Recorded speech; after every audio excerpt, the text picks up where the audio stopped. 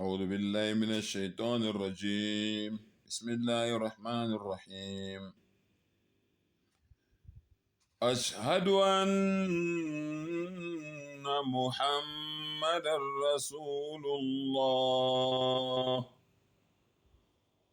Cela Allah angivikele kusathane ongathandwa egameni lika Allah onomusa onesihawu. Ngiyafakaza ukuthi uMuhammad sallallahu alaihi wasallam uyisithunywa sika Allah. Kuseyenye leyo bafowethu ingxenye yamazwi eadhan. Angisho yonke iphelele ngoba uTikTok unenkinga yokuthi akafuni ukuthi ugcwalise isikhathi esiningi. Iyalimala umsebenzi wakho. Alela ke. iJuma prayer umthandazo lo wangolwesihlanu wawune adhan eyodwa. Umthandazo lo wangolwesihlanu wawune adhan eyodwa. Angithi ngithe ngisho umlando weadhan. Wawune adhan eyodwa. Okay? Kodwa indoda igama layo uHisham bin Abdul Malik. Hisham bin Abdul Malik wathi iadhani singayenza futhi iadhani. Angithi khona leyo yokuqala letshela abantu ukuthi sekuyisikhathi manje somthandazo bese abantu bayasondela.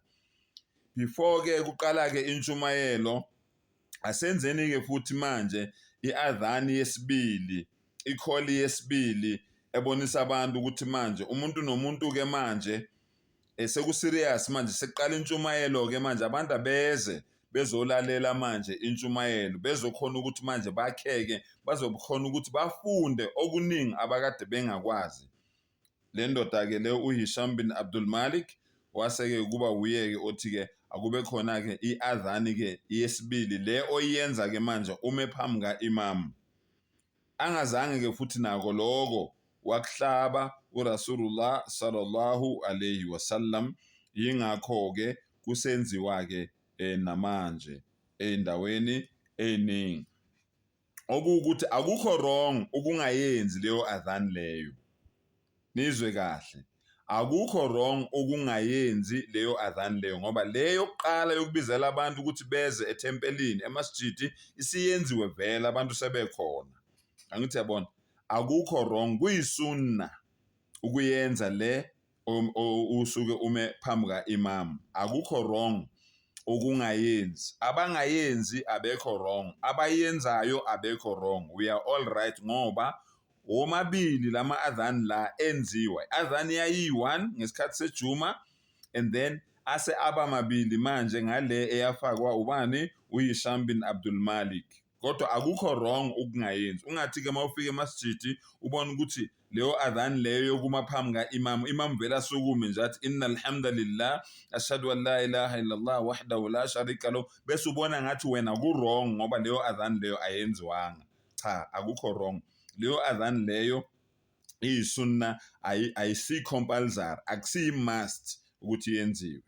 Right, lalela. And then ngeRamadan ke ama adhan futhi nange Ramadan ayeba mabili. Ungizwe kahle.